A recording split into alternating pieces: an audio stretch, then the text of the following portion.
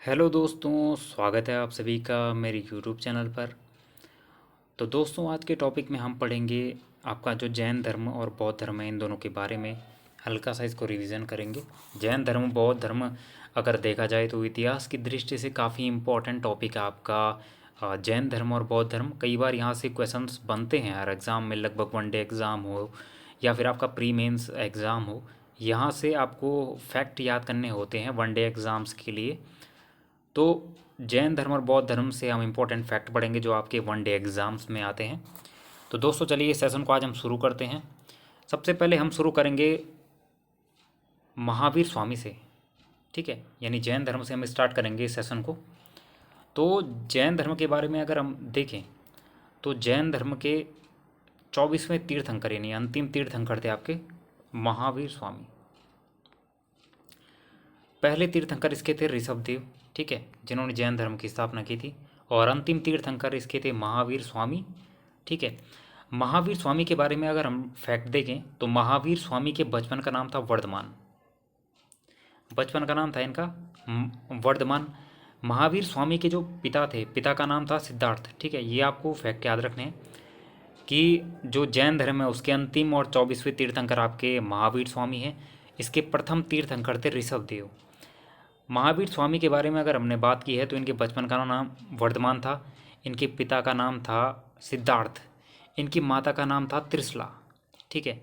और महावीर का स्वामी का जो जन्म हुआ था वो 540 ईस्वी पूर्व हुआ था कुंडग्राम के वैशाली में, ठीक है। तो महावीर स्वामी का जो जन्म होता है वो 540 ईस्वी पूर्व में होता है और वैशाली कुंडग्राम में इनका जन्म होता है। पिता का नाम सिद्धार्थ था, माता का नाम त्रिशला था और बचपन का नाम इनका वर्धमान था, ठीक है। अगर हम आगे बढ़ते हैं इस सेशन में तो महावीर स्वामी की जो पत्नी थी तो पत्नी का नाम इनका यशोदा था, ठीक है। पत्नी का नाम आपका इनका यशोदा हो जाता है। और इनकी जो पुत्री थी, पुत्री का नाम था इनका अन्नोजा प्रियदर्शना, ठीक है। अन्नोजा प्रियदर्शना इनकी पुत्री का नाम था, ठीक है। और इनके जो दामाद थे, प्रथम इनके जो दामाद थे, प्रथम शिष्य थे इनके, और प्रथम विरोधी भी थे, प्रथम शिष्य भी थे, इनके दामाद थे। इनके दामाद का नाम था जामिल, ये इनके दामाद का नाम था। अब आगे हम बढ़ेंगे तो महावीर स्वामी ने जो जैन संघ की स्थापना की, तो जैन संघ की स्थापना जो इन्होंने की वो इन्होंने पावापुरी में इन्होंने जैन संघ की स्थापना की थी, ठीक है। तो महावीर स्वामी ने जो आपकी जैन संघ की स्थापना की है वो इन्होंने पावापुरी नामक स्थान पे की है। यहाँ पे आपका अध्यक्ष महावीर जैन संघ है जो महावीर हो गया, उसके बाद सुधर्मन है, ठीक है। जम्बूर स्वामी आपका केवलिन है, यह नाम आपने ध्यान में रखने हैं। प्रथम जैन संगीति भी आपको याद रखनी है कि प्रथम जैन संगीति आपकी पाटलिपुत्र में हुई थी, ठीक है। प्रथम जैन संगीति पाटलिपुत्र में हुई थी और इसके अध्यक्ष थे स्थूल भद्र, प्रथम जैन संगीति के, ठीक है। और जैन धर्म को दो भागों में बांटा गया इस वाली संगीति में। दूसरी जैन संगीति आपकी हुई थी वल्लभी में 512 बीसी में, ठीक है। तो जैन संगीति पहली आपकी पाटलिपुत्र में हुई थी, इसके अध्यक्ष थे स्थूलभद्र, और दूसरी हुई थी वल्लभी में 512 बीसी में। जैन साहित्य को आगम कहा जाता है, ये भी ध्यान रखना है। भद्रबाहु में कल्पसूत्र, भद्रबाहु ने कल्पसूत्र लिखा है जो उसने संस्कृत भाषा में लिखा है, जिसमें जैन तीर्थंकरों की जीवनी लिखी गई है। जैन धर्म को आश्रय देने वाले राजा आपके महापद्मनंद थे, घनानंद थे, बिंबिसार, अजातशत्रु, उदयन थे, चंद्रगुप्त मौर्य थे, अमोदवर्ष, चंड, प्रद्योत, कुमारपाल, बिंदुसार, खारवेल, ये वो शासक थे जिन्होंने जैन धर्म को आश्रय दिया था। अब अगर हम ऊपर से देखें तो ज्ञान प्राप्ति जो महावीर स्वामी को हुई थी वो जम्बिक ग्राम नामक स्थान पे ऋजुबलका नदी के तट पे किनारे और साल वृक्ष, ये तीन चीज़ याद रखने की। महावीर स्वामी को जब ज्ञान की प्राप्ति हुई थी तो ग्राम का नाम क्या था, तो जाम्बिक ग्राम था, नदी का नाम था ऋजुपलिका नदी और वृक्ष का नाम था साल वृक्ष। प्रथम उपदेश इन्होंने वितुलाचल जो पर्वत है उस जगह पे दिया था। निर्वाण यानी जो इनकी मृत्यु हुई थी 468 बीसी में हुई थी और मल्ल राजा श्रीस्तिपाल थे उस टाइम पे जब इनको निर्वाण प्राप्त हुआ था, ठीक है। आचार्य सन्यासी समूह का प्रधान, उपाध्यक्ष धर्म के अध्यक्ष, तीर्थंकर अवतार पुरुष, आहत हो गया, जो निर्वाण के करीब हो, उसको आहत कहते हैं, भिक्षु है। चंदना जो है भिक्षुणियों की प्रथम अध्यक्ष थी। चंदना आपका भिक्षुणियों की प्रथम अध्यक्ष थी।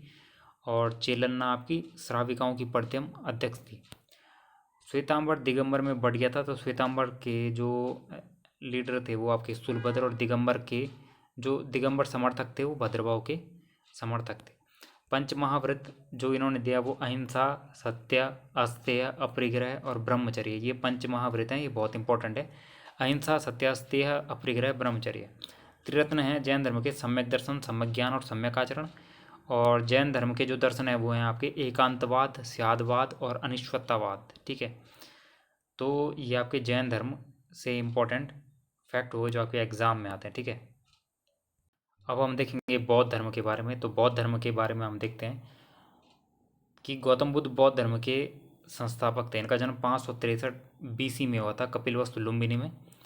इनके पिता का नाम शुद्धोदन था और इनकी माता का नाम था महामाया, और पालन पोषण इनका किया था प्रजापति गौतमी ने। पत्नी का नाम इनका यशोधरा था। ठीक है, पत्नी इनकी यशोधरा थी, पुत्र था इनका राहुल। 4 सत्य दिए इन्होंने, दुख, दुख समुदाय, दुख निरोध और दुख निरोध गामिनी, ये 4 सत्य हैं। बौद्ध धर्म से जुड़े हुए 4 सत्य हैं आपके, दुख, दुख निरोध, दुख समुदाय और दुख निरोध गामिनी। ठीक है, बुद्ध को विचलित करने वाले दृश्य, इनका जो ग्रह त्याग किया था इन्होंने, उस घटना को कहते हैं महाभिनिष्क्रमण। फिर वैशाली में ये अलार कलाम से मिले। अलार कलाम इनके पहले गुरु हुए। ठीक है, अलार कलाम गौतम बुद्ध के पहले गुरु हुए।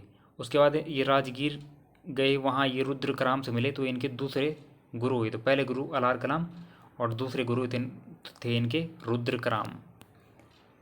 अष्टांगिक मार्ग जो गौतम बुद्ध ने दिए हैं, सम्यक दृष्टि, संकल्प, वाक, कर्मांत, आजीविका, व्यायाम, स्मृति और समाधि, ये अष्टांगिक मार्ग बहुत इंपॉर्टेंट है। सम्यक दृष्टि, संकल्प, वाक, कर्मांत, आजीविका, व्यायाम, स्मृति और समाधि, ये इम्पोर्टेंट है। बौद्ध संघ की स्थापना गौतम बुद्ध, सारनाथ, भिक्षु, सन्यासी जीवन, उपासक उसे कहते थे जो गृहस्थ जीवन में होकर बौद्ध धर्म को अपनाता था। ठीक है, खाद्य होता था भंडारी, क्रय होता था कादिकरण, वस्त्रागार होता था चीवर, और निर्वाण होता था नव काम्भिक। पहला उपदेश सारनाथ में दिया था, गौतम बुद्ध ने अपना पहला उपदेश सारनाथ में दिया था। ठीक है, उसके अलावा अगर हम इम्पोर्टेंट चीज़ें देखें तो गृह त्याग महाभिनिष्क्रमण मैंने आपको बता दिया है। उरुग्वेला में इन्होंने मोहना निरंजना के संगम पर 6 वर्ष की तपस्या की, फिर इनको ज्ञान की प्राप्ति हुआ पीपल वृक्ष के नीचे। 35 वर्ष की आयु में इनको निरंजना नदी के किनारे पूर्णिमा की रात्रि में पीपल वृक्ष के नीचे ज्ञान की प्राप्ति होती है, और तब ये कहलाते हैं कैवल्य। ज्ञान की प्राप्ति के बाद उरुग्वेला का क्षेत्र बोध गया कहलाया, और वह सिद्धार्थ बुद्ध कहलाए, तब इनका नाम बुद्ध पड़ गया था। ग्रह त्याग की घटना है महाभिनिष्क्रमण, ज्ञान प्राप्ति, धर्मचक्र प्रवर्तन, प्रथम उपदेश धर्मचक्र प्रवर्तन, देहवासन, महापरिनिर्वाण।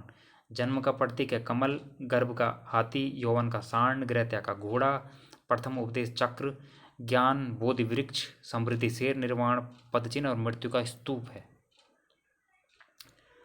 शिष्य में इनके जो इम्पोर्टेंट है, आनंद हो गया, उपाली हो गया, ये काफ़ी इम्पोर्टेंट नाम है इसमें।